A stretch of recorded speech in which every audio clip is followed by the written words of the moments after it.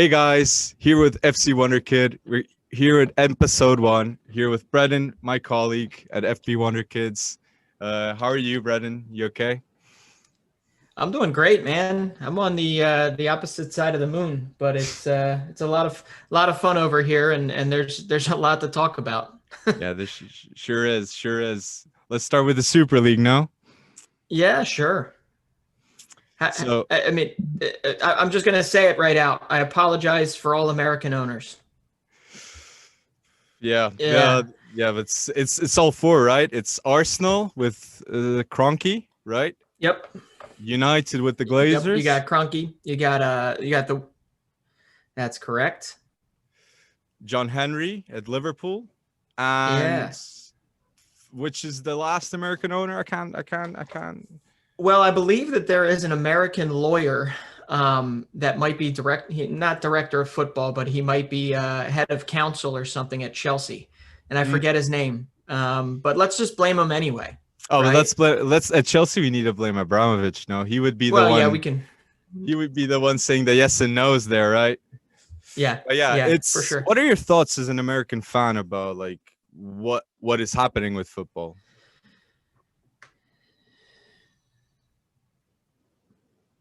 Yeah. So, I mean, we're used to the closed circuit type of a competition, right? Where everybody gets a participation prize at the end. The goal is to make the playoffs. There's no such thing as promotion relegation. The NFL and the NBA do a wonderful job at making all the clubs happy in terms of giving them a boatload of the money. But then you have Major League Soccer, right? And Major League Soccer also no promotion relegation. About 80% of the league makes the playoffs. But the funny thing is the majority of people that are soccer fans or football fans in the United States are not are pretty much opposed to this, right? Okay. You got heritage, you got to have something to play for, and when the one thing you don't want to do is water down watching Liverpool play Real Madrid 4 times a year, 2 times. You want to make it special, right? And if you do something like the Super League, man, it just reeks of a money grab, and it reeks of well, capitalism at its finest. Yeah, definitely. There's a point there that's very important. It's football would become saturated because we would be seeing Real Madrid against Barcelona Yeah, guaranteed let's say every year. yeah, But it's a tough situation, because the owners are in.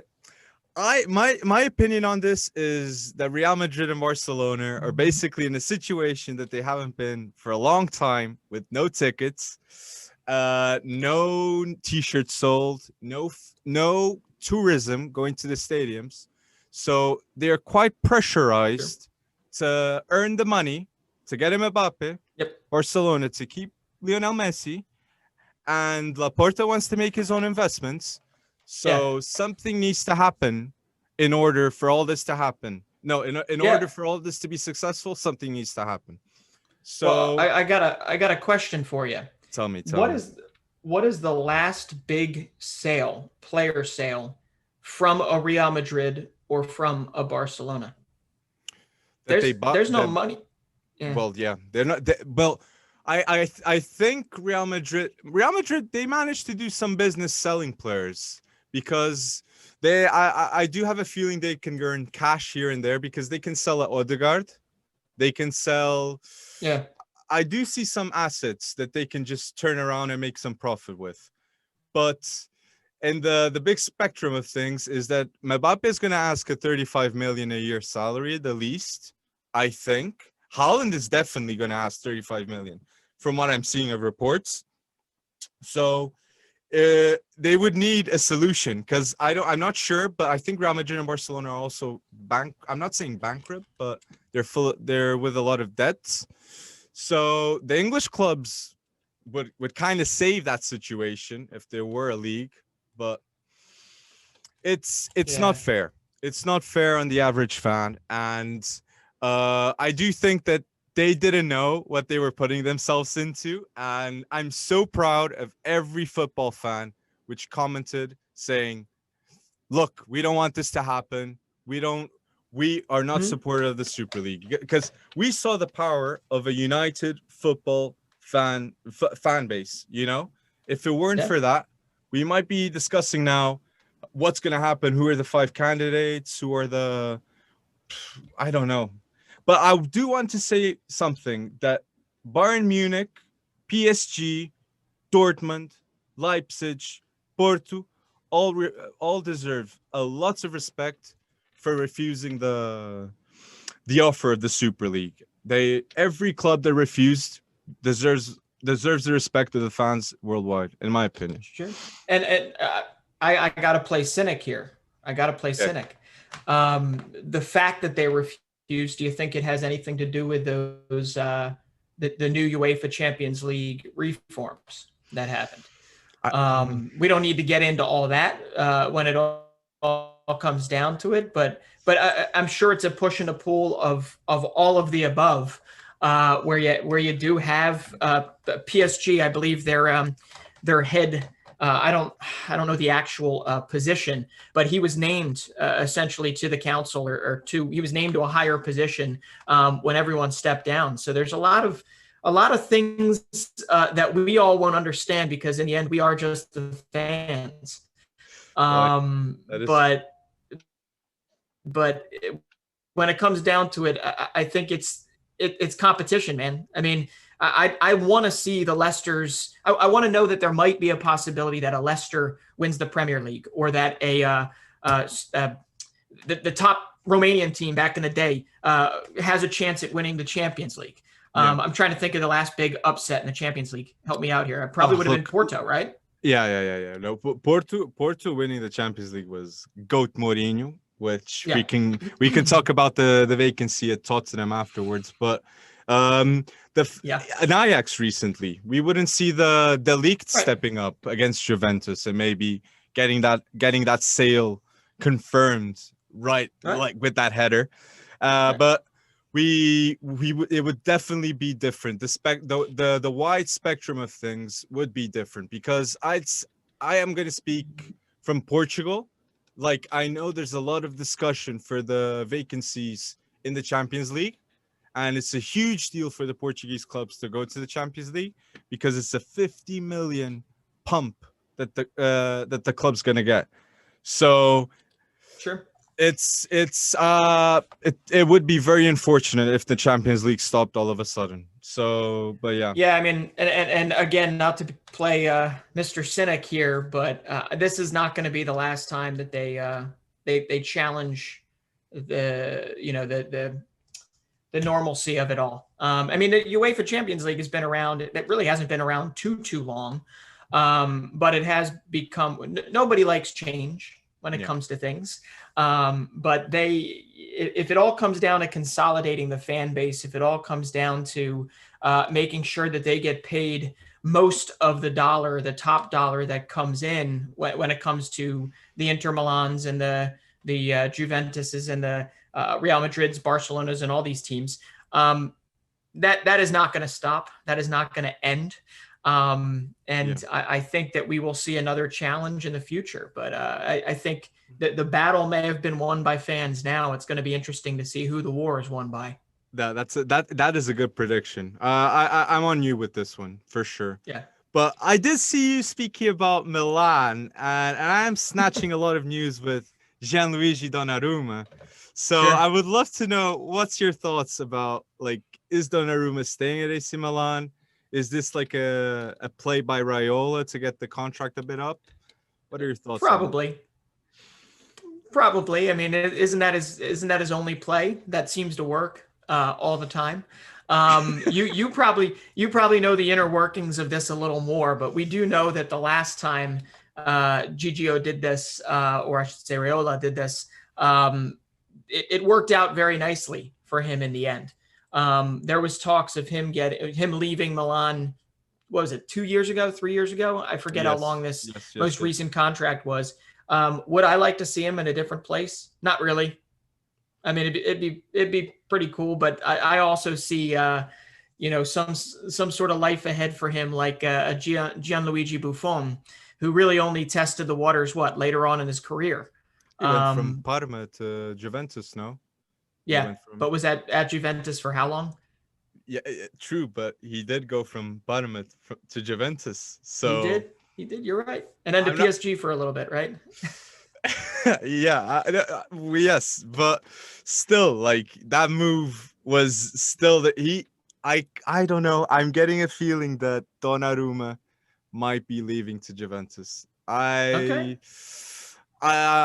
It's not because of the news even. I just feel like Donnarumma sees the leaked Cristiano. He sees all these big names at Juventus, and he'd say, "Well, I can go to the Champions League every year with this team." Because AC Milan. You mean the Super League? You mean the Super League? Oh, come on, cut it out. No, it's no Super League. Super League ain't happening right now. Okay. No, but I do. I am gonna receive a lot of hate from AC Milan fans, but I don't think it's that badly thought for Donnarumma to go to Juventus, because I feel that AC Milan had enough time to be in the Champions League with him, and I do understand that Ibra is now there. He's kind of changing the mentality with the players, but I feel a player like Donnarumma deserves to be in the Champions League, guaranteed every season. So, and for that to happen, maybe he needs to move, and I think Juventus would guarantee pretty much that. So, I mean, this is not really our purview, but then that makes the next manager hire, if you don't think an Andrea Pirlo is going to last, that makes the next manager hire at Juventus the most important. He's probably going to be the guy that seals the deal when all is said and done. But you know who I'm going to say to go to Juventus? Who? Big boy Jose Mourinho. Oh my goodness! I mean, I should have known that was coming. I don't know why I didn't. But why not Jose Mourinho? He went to Inter. He went to Inter and absolutely killed it. I know, different times, but I never forget like how Mourinho managed to make a buy like Drogba be Drogba. Sure. At Inter, he bought Milito. Milito became Milito. Even Schneider was a little bit. He sharpened Schneider to the way he was at Inter. So I don't know. I wouldn't be surprised if Juventus say, "Look, Ronald, would you mind having Jose Mourinho as your coach?" Man, I wouldn't mind that much. He's Portuguese. We can make something happen. Yeah. Why not? And you only got a few more. Then again, Cristiano Ronaldo probably is going to play till he's 55, but you only got a few more years of Cristiano Ronaldo, and you got that youth that's coming in. You got Chiesa, you have McKennie. You do have a younger core behind CR7. It's going to be interesting if a Mourinho gets a hold of him. That's for sure. And then if you have Donnarumma, and the league, that's and pretty the league awesome. there. That's it. Demiral, the league, Donnarumma. So we would have basically three youngsters at Juventus that long term they can make something happen. So none of that changes the fact that it's going to be Inter that likely wins it this year. So, well, big ups to Conte. Big ups to Conte, because for sure Conte was the one who created the Juventus first big team, and he's pretty much the one who's putting the dagger on it. Because I think Juventus is going to win. That's going to lose the league for the first time since God knows what, right? Since long time ago. It was how many in a row? 7 in a row? 6 in a row? Something like that. Yeah, I think it's we're gonna get this wrong though. I can pretty much see the comments saying, "Oh, it's 7, it's 6." Well, they've pretty much won it for a lot of years in a row. I still remember though, as a fan, getting rocked to the core when the whole Serie A scandal came down from the financial perspective, and Juventus getting sent down to Serie C, having to work their way back. And the funny thing is when all that first happened, my first thought was, I wonder how Football Manager is going to do this. How are they going to make this happen? Oh, I guess you just relegate Juventus to Serie C. But anyway, we should move on. because sure. there's a lot to talk about. And Donnarumma, we know that that's just starting. If we know his agent, he who must not be named, if we know what he does for that again, that's another thing that he may have won the battle of PR today, but the war is just starting, I'm sure, for the contract that Donnarumma wants. Well, he'll win the Holland too. Yeah, Just sneaking that into. But yeah, okay, let's go to another topic now. Sure. And that topic's going to be the talent of the week. Who's your choice and why? Well, we were talking about this a little bit before, and you could do a Kylian Mbappe for sure. I mean, he only played one game this past week. His buddies took care of the rest midweek in the Coupe de France. But I'm going to go with the little engine that could in the goal for Leeds United, and Bielsa put his trust in him near the end of the championship season, and he helped them win promotion. And then he made a bold move by putting Ilan Meslier in goal. And there's been a couple missteps, but man, he kept Liverpool. I believe it was a Sadio Mane goal, but then after that, he was pretty damn good. And then over the weekend, holding a clean sheet with Manchester United. Not bad for a 20-year-old or 21-year-old. Didn't he have a game that he did like 13 saves or something like that? Something crazy. Yeah, he is definitely going to be one to watch in the future, and it just makes you think about who is the last name from French perspective. You obviously have but you remember the name Albin Lafont? Yeah. Oh, Lafont was so good. He was, and then he just kind of disappeared. I really do feel like this kid is going to be a little bit different. I think he's going to, I mean, he's already doing it on one of the biggest stages. He's getting battle tested in the Prem. And I do see his distribution is getting better every game. And I feel like Bielsa would be the type of coach that every training session he'd say, look, we need to work on the passing. Sure. We need to work on on putting the ball in the right place at the right time. Because at the start he was a little bit not very confident with the ball. But no, not at all. Fantastic coach. Fantastic choice. I didn't even think of Ilan Meslier. We need to give more love to the keepers for sure.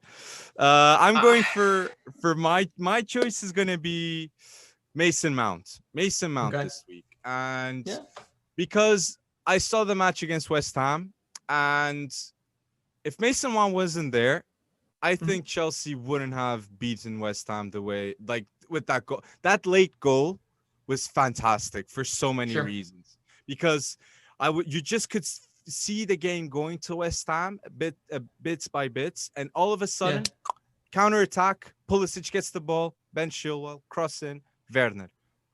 Beautiful. It was devastating for West Ham. You could see David Moyes almost crying with that goal. You know, it was, and Mason Mount the whole game, always talking. When he got the ball, the first touch, always on point. Mason Mount is slowly becoming one of the best English players in the world. Slowly.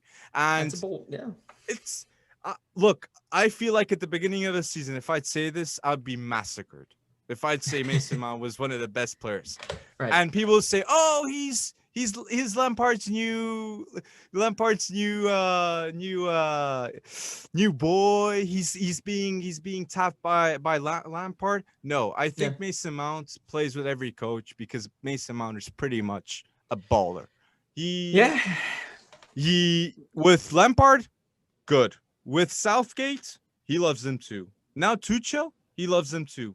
So I think Mason Mount, with any coach, he's going to prove himself. I just feel like he loves Chelsea so much that you can see it when he plays.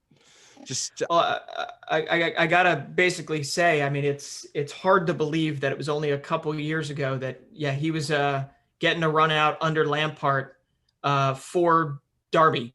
Who I think has unfortunately just been relegated from the championship. So that stinks. And that's Wayne Rooney that is now running Derby County. So there you go. They needed Mason Mount, I guess. No, it's just hard to believe that only a couple years ago, a couple seasons ago, that's what Mason Mount was doing. And now you've got him. I mean, it's a resurgence. It's really cool to see a homegrown kid really take on the challenge of running an attack that, quite frankly, isn't yet up to where it could be with Timo Werner and Kai Havertz and Pulisic. Keep him healthy, please. And everybody there. And then obviously getting having Frank Lampard leave and Tuchel come in. It's not been an easy season for Chelsea, and yet they find themselves in the Champions League semifinals, and they find themselves in the FA Cup final. Am I right about that, or am I wrong? Yeah, I'm right about that, I think. It's Roman just loves to put pressure on the managers. Like, that's how he does business. He just puts pressure on the managers, and you need to get results. If you don't get them, you're out. Yeah, but Mount is built. He is built different. He's got steely resolve. He can take the critique, and he's just one of those guys that not to get like philosophical here, but he wants to learn from his mistakes. He doesn't really generally repeat the same damn thing over and over again. And he sees it all as he's just starting out. So he's going to be big for them for years to come. I'm 100% confident of that. So that's a good pick. Even though, I think you could have gone with a guy like Terem Moffi. Have you heard about this guy? No, I haven't. Okay. All right. Ready? He's 22, I believe, maybe 21, Nigerian. Okay. He actually started out scoring goals for fun in the Lithuanian league. All right. Okay. And then he was picked up by, I might get this wrong. It might be KV Kortrijk of the Belgian Jupiler Pro League. Scored like 5 goals in 10 games there. And then he gets picked up by FC Lorient in Liga 1. And here's what he does. 14 goals in his first year. He scored a hat trick over the weekend. And I can say it. We're recording this on Sunday. I believe it was today that he scored a hat trick in League 1, and he's got 14 League 1 goals. I mean, he's killing it, and he's got 6, I think, in his last 3 games. So look him up, man. I'm pretty shocked I didn't know this one. And anyone that doesn't have him on their short list in anything out there, I'd put him on there because he is really starting to come into his own. 22. Yeah, I think he's 22. 22, and I'll be honest, I'll be interested in those that know a whole lot more than we do. I haven't been able to watch him play much. But it would be nice to get a little scouting report from our listeners out there. I'm sure we can get something happening. But I when you were talking about Derby County in the championship, all of a sudden I thought, well, isn't there an American striker absolutely killing it in the championship? Yes, Barnsley. Yeah. So Daryl Dike, right? It's Daryl Dike. That's how you. It's Daryl Dike. DK, okay. DK, okay. Yep. And he actually has a older brother that played in MLS in Major League Soccer for a little while named Bright DK. Okay. But Daryl, not even 18 months ago, was actually playing for the University of Virginia, which is widely seen as one of the best collegiate teams in history over in the States for soccer. And he was actually drafted by Orlando City. And yes, there's still such a thing like a draft in Major League Soccer. And he scored like 5 or 6 goals, I think, in the pandemic-ridden 2020, and was then loaned to Barnsley. And was loaned to Barnsley with kind of, I think the price tag put on him was too high at the time because he was interesting to watch in Major League Soccer. He went to Barnsley. I believe he's got about 9 goals in 14 games. They went from being mid-table, and I think today they locked up their promotion playoff. Yeah, which is just amazing. And it really, it comes down, they have another guy, Cauley Woodrow, Luke Mowat, Luke or Alex Mowat. And Daryl Dike has just been, I mean, he's transformed him to another level. Kid's only 20, I think. So massive. And to think about his potential linking up on the men's national team with guys like Pulisic and McKennie and Tyler Adams and Gio Reyna makes me a very, very happy person. How do you think how do you think the US is going to line up with all this? Is it going to be like a 4-3-3 with McKennie, Tyler Adams, Gio Reyna, or is it going to be something else? I don't know. It really, and I'm not much of a tactician, but they do like their hold-up striker at the top, right? Okay. We've spent many years with Josie Altidore at the top, and Josie's still got plenty left in the tank. It's just whether or not he is healthy. But a guy like a Daryl Dike actually has similar Josie Altidore qualities, but then you'll also add speed to the mix. You add he'll bulldoze you off the planet. I mean, he's just one of those guys, so strong.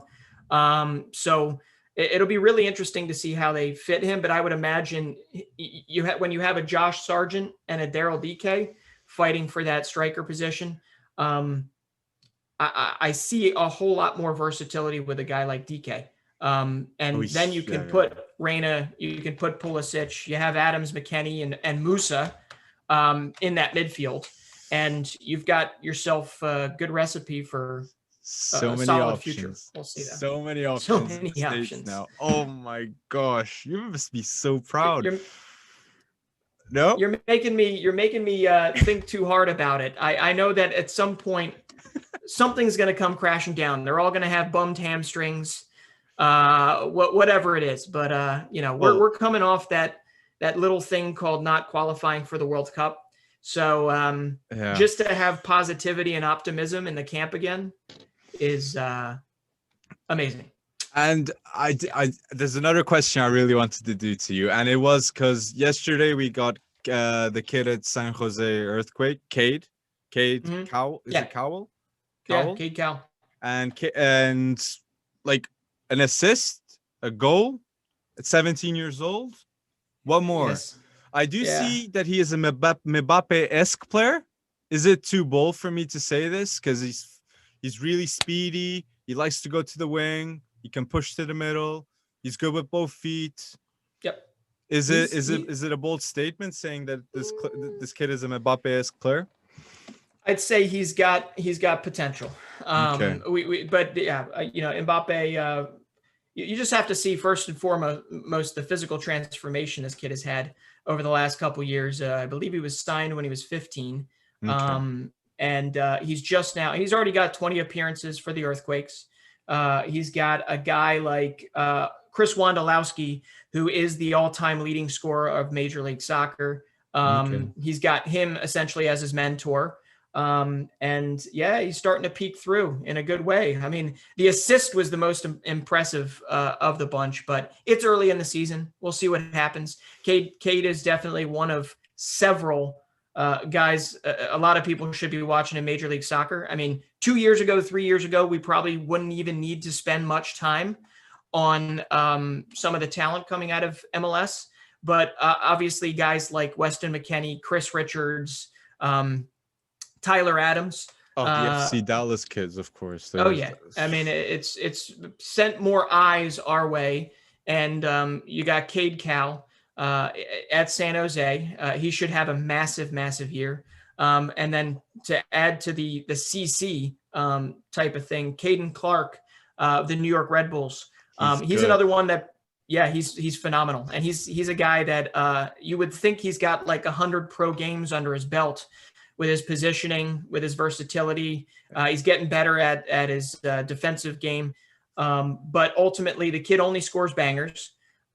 He's got 4 or 5 goals maybe early on in his career, still only 17. And actually, there's rumors. I believe it's actually substantiated rumors, or it might even be announced, and I've missed it.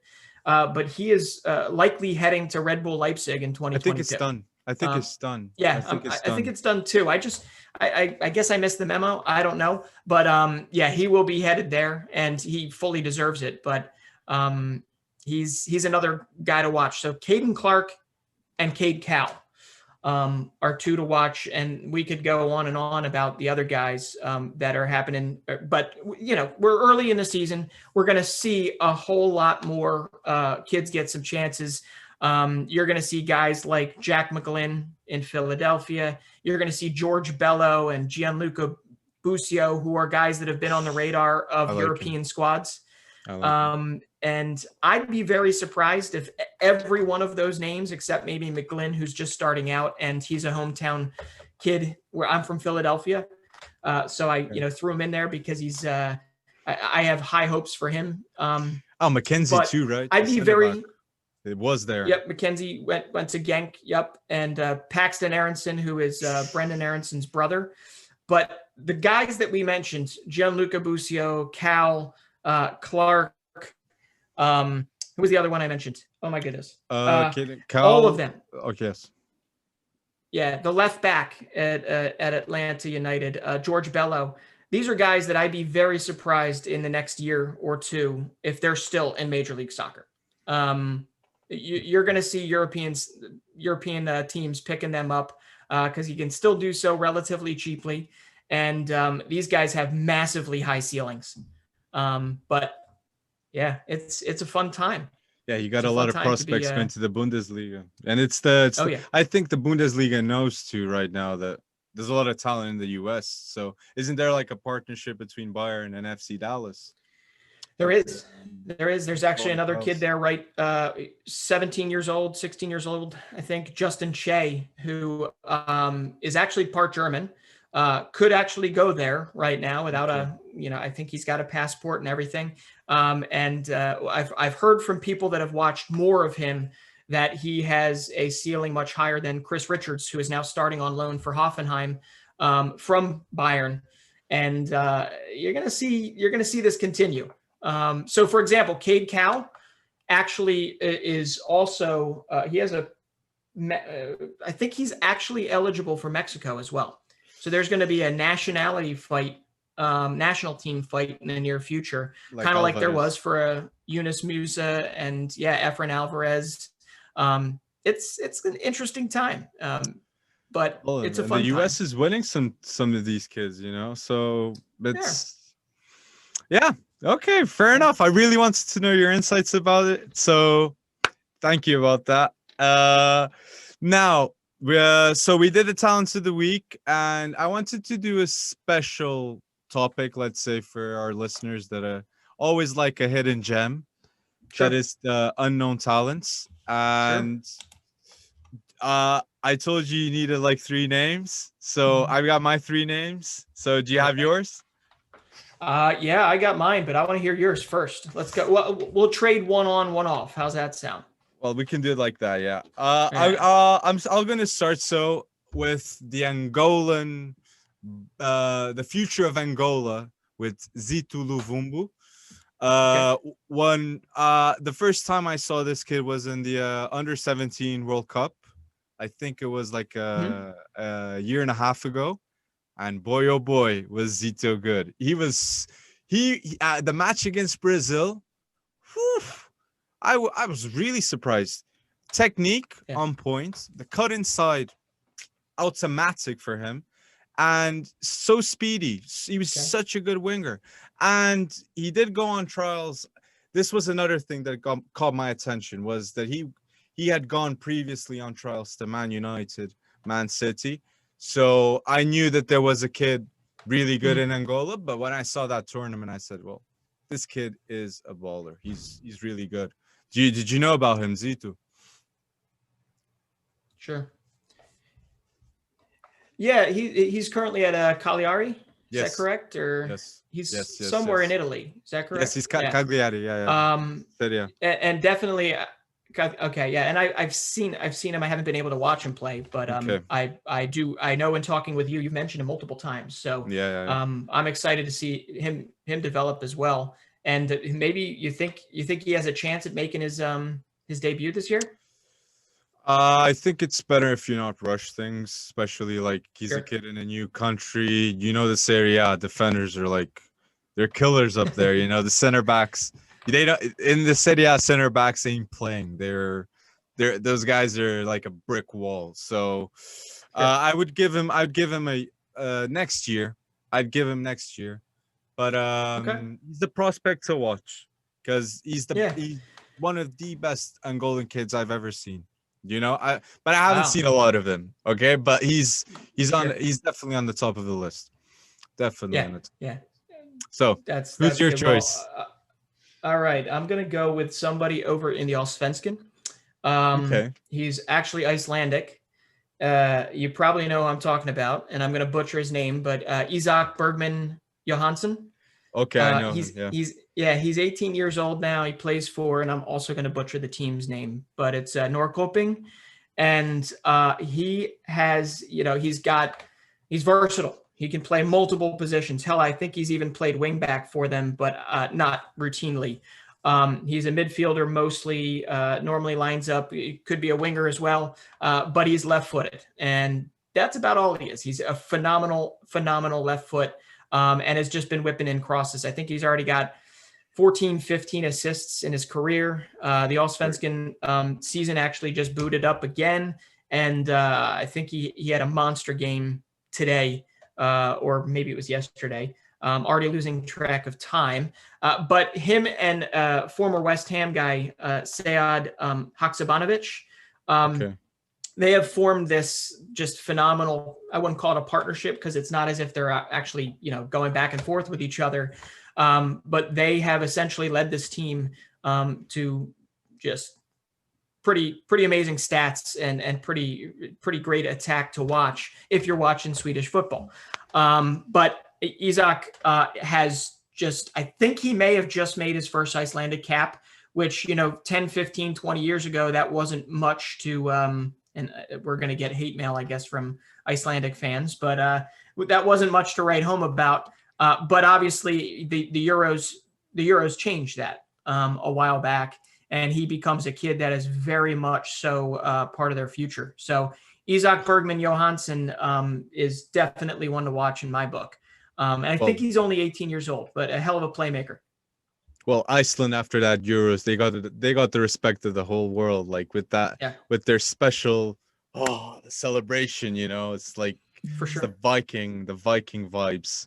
They were good times, Brendan. You're reminding me of the pre-corona times. Oh, that's what I'm here for.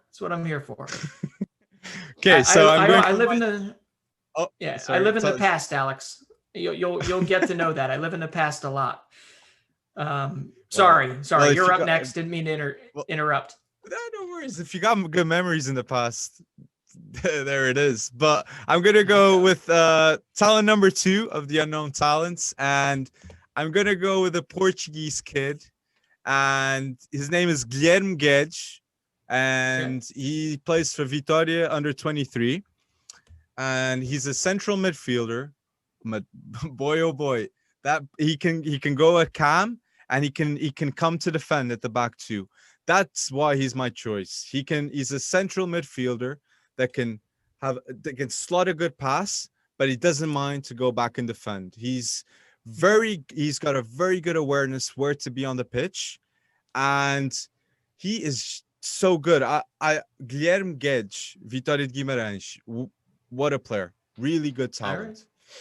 How old? I think he's 18. He's 18. Okay. I'm not sure. Maybe I'm butchering it, but he's 18. Is he part of the youth national team setup at all, or? No. I haven't seen him. I haven't seen him too. That's why he's an unknown talent, because I haven't seen him. He was always at Vitória, and I haven't seen him in the Portuguese national team. But he could be. I don't think he is though. I think he is. Right. And all right. Well, and that's where Marcus Edwards is right now, right? Vitória and.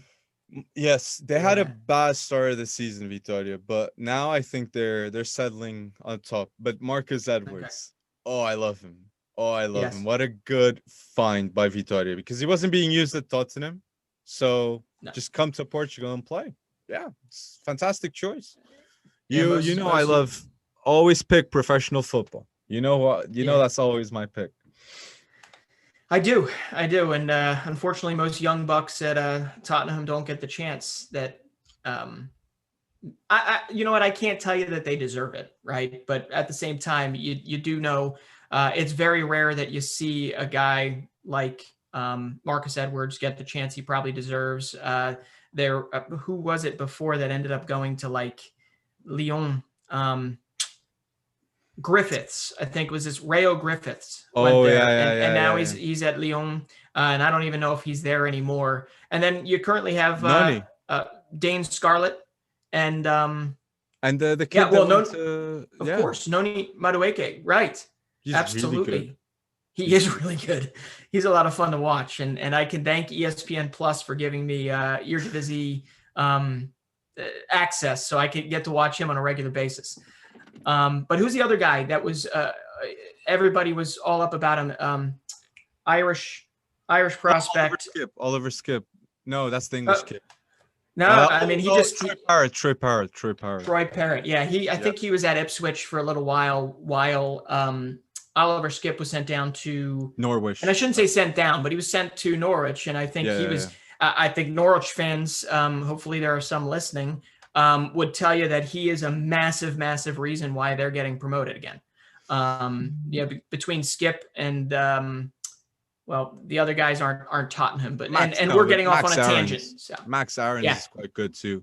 I think Norwich did the right thing. They said, "Look, we went down, but let's just keep the same coach, keep the same people on top, and we'll go back up."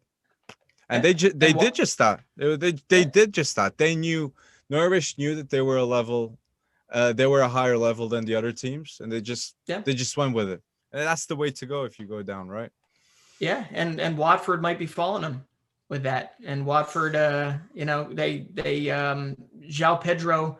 I shouldn't say might be following them. They are. I believe they actually are promoted now, and they've got that 19-year-old João Pedro who's done phenomenal for them this year. Obviously got a lot more to work on, especially if you're going to go back in the Premier League, but they've got a little more of a younger base to deal with. But yeah, Norwich is just a more exciting team to talk about anyway. You have guys from Ben Godfrey, Max Aarons, Jamal Lewis, who I think ended up going to Newcastle.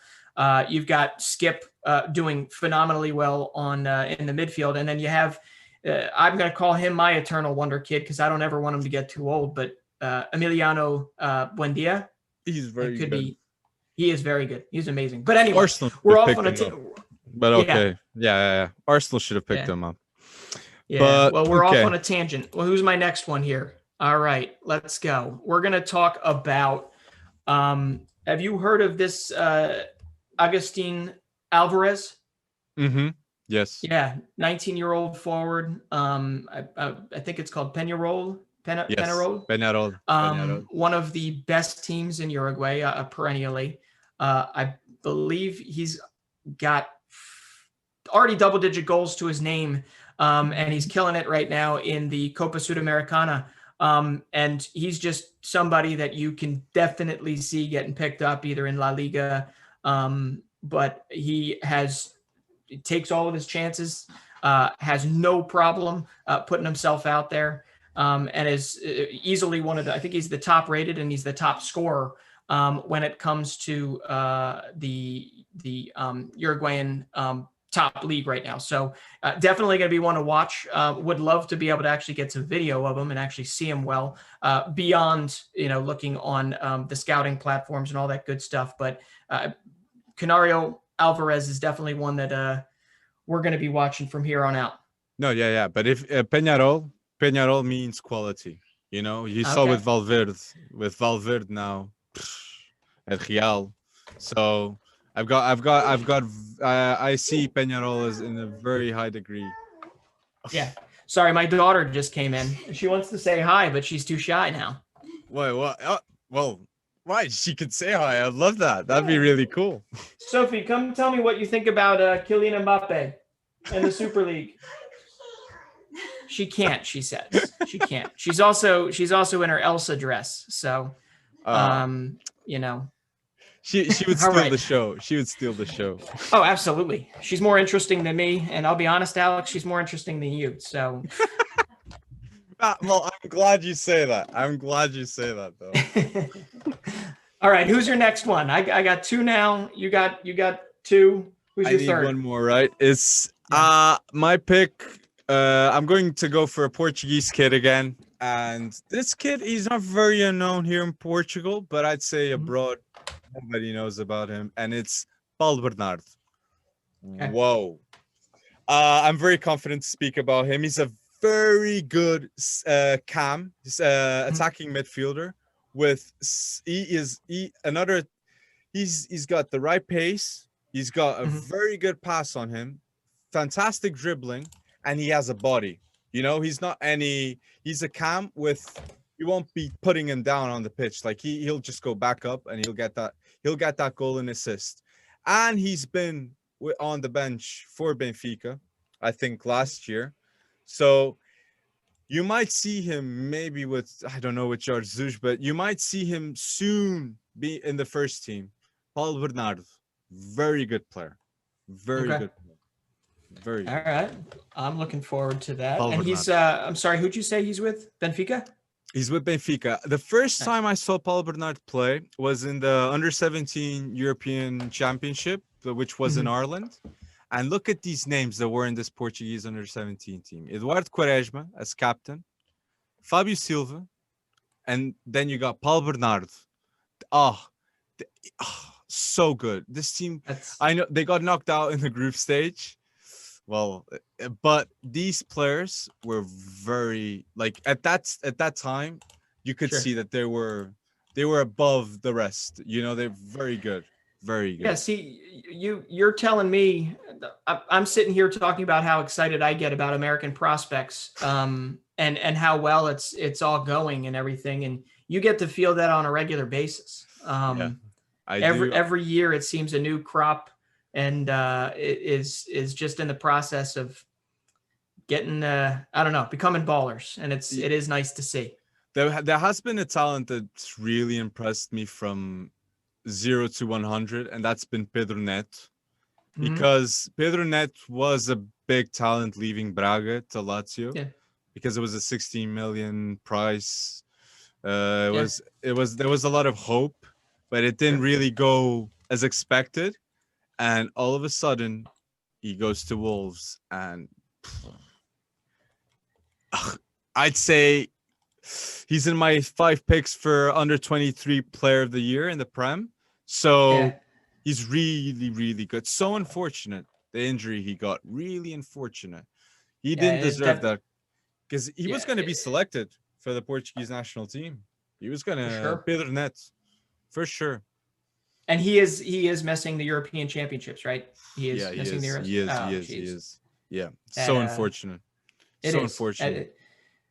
That has been a one hell of a team to watch and come together over the last 12, 18 months. And that addition of Neto was because you thought how are they going to be able to plug the gap of losing Diogo Jota um, to Liverpool, and they did it. They did it. They hurt today though. I don't know if you saw that game, but they got shellacked. And unfortunately, yeah, they're missing some of their stars. I mean, I think Jimenez is still out, right? Raul is out, Yes. and Yes. they're just, it's tough. But that's a team that should be just fine. They'll be all right Well, in the and future, the and they've got coach enough. might be leaving too. Nuno Espírito Santo could leave too. Okay. So it's the Tottenham vacancy. Yeah. About the Tottenham vacancy, who do you think should go to Tottenham? Oui. Um, Oh, you said "uy" like a Portuguese person right there. did I? Yeah, you Oh did. man. You said "uy, Look, you're rubbing uy." off. You're rubbing off on me. I honestly, to be honest, I have not given a thought about it. I'm still mad about it. I'm I still mad have. about, Daniel Levy and the whole Super League thing. Who would you pick? I I would put at Tottenham Julian Nagelsmann. Okay. Because we did see RB Leipzig Mhm. last Champions League do a masterclass against Mourinho at Tottenham, Sure. because Yeah. they nullified Tottenham. I remember in England, it was a really good game, Mhm. and it was a big moment for Nagelsmann too. Big moment. Yeah. Well, I'll tell you what, I think unfortunately the Hansi Flick announcing he's not going to be sticking around at Bayern, you got to think Nagelsmann is headed there. instead. But maybe the Tottenham vacancy does, if there's one thing that'll keep him, I mean, that's just playing in that stadium. Just thinking about the Premier League, if you ever had ambition to do that in the Premier League, aside from winning the Bundesliga every year with Bayern, Nagelsmann could be could think about it, but I think it's more likely he'll go to Bayern. And the only reason I'm confident in that is because I think that the next person taking over Nagelsmann's position at RB Leipzig is going to be an American. I think it's going to be Red Bull Salzburg's skipper, Jesse Marsch, who used to be Tyler Adams' boss. That would be so we're transcendent for us. So Brian Brobby with Jesse Marsch. It would go. Pat Sendaka has no complaints, right? Like, I think he'd be first on his way over there. But yeah, you got Brobby. You've got who else is in there? Well, you got Tyler. They got Tyler Adams. They have that. You'd have Caden Clark coming, but you have Kunku. You have There's so many young guys that are currently in that setup that I don't know if they'll be holding on to Upamecano. We just found out Ibrahim Konate is gone, right? Bayern. Upamecano, Bayern. They're going to have to replace their whole center of defense, but they do that. RB Leipzig delivers with the scouting every year. It's unbelievable how Red Bull just got these three clubs with Salzburg, Leipzig, New York Red Bull, and they are so good scouting players. Like, I would love to know the system that they have. They must have a fantastic scouting network. Yeah, it's called by clubs. The RB, they also have a team in Brazil, RB Bragantino. I don't know but that's the city recent well. Now. That's recent, right? But they have a guy that came from Claudinho. There. They got Claudinho. He's so good. He is phenomenal. Claudinho to Sporting. Claudinho to Sporting would be such a good deal because Ruben Amorim loves a good midfielder that can go to the wing too with Pedro Gonçalves. Claudinho has got the same characteristics. He likes to go to the middle. He doesn't mind to go one-on-one against the defender. Can slot it in, no problems whatsoever. He was the best player in the Brasileirão, right? So credentially, he has it. He has the credentials to go to Sporting. I just got all excited because I saw the news and I knew you were preparing for Claudinho, so I was like, Claudinho. Yeah. Well, first off, I got to ask though. I mean, do you think Sporting's going to pull it out? Do you think it's going to happen? They're only they're 4 points ahead. As we're doing this podcast, Sporting is playing against Sporting Braga. I'm going to check the result. It's still 0-0. He's playing against his former team too. Yes. Nice. I'd like to say, I trust Ruben Amorim because ever since I saw Ruben Amorim in his first match for Braga beating Belenenses 7-1. Imagine you being a head coach for Braga, your first match beating 7-1 Belenenses in the league. Yeah. Come on, you're gonna remember that for life. So for sure. Ever since I saw that, I was always like heads up with Ruben Amorim. But so what makes him he's one of the younger managers out there. What makes him so good considering I know he was a player, right? But beyond that, from a coaching perspective, he hasn't had much by way of, say, pedigree, right? He hasn't done much. In fact, everybody was pretty surprised when he took over the Braga post after, I don't know the guy's name that ended up getting sacked. Sorry. He was at Casapia, and he was pretty much always a bold bet for every club he went to, but he always delivered. That's the thing with Ruben. I feel like Ruben is tactic wise, him putting the 3 center backs here in Portugal, everybody was caught off guard.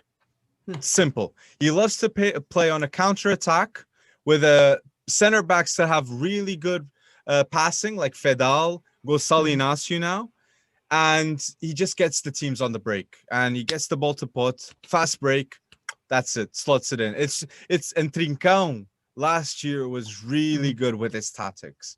It was he's just so good, Ruben. And what I love about him is how he handles not confrontation but adversity. Ruben Amorim, always in the press conferences, he's super calm, relaxed, composed, and I figure that's the mentality that he puts on inside the locker room too, because it's just like he gets along with everyone. Ruben Amorim is always with a smile on his face next to the players. There's always a happy vibe at Sporting, and I feel that was very good with the youngsters. I Okay, feel so like you're telling me he's the Portuguese Ted Lasso? oh who? Okay. We're not getting paid for this, but you got to watch Ted Lasso. It'll make you happy. It's we don't need to go into it, but if nobody there in the studio right now gets what Ted Lasso is, just look it up and watch it. Okay. Ted Lasso. Ted Lasso. Have you heard of the guy, the American actor Jason Sudeikis? No. Yeah, he was on like Saturday Night Live and some other things. Anyway, he did an Apple Plus show where he is a college football coach, American football coach, that comes to the Premier League and takes over a team that looks a lot like Crystal Palace, and kills people. Yeah, kills people with kindness. And I'm gonna look for it. We're gonna end this now, and I'm gonna look up about Ted Lasso because I have no idea who he is. You do that. Brendan.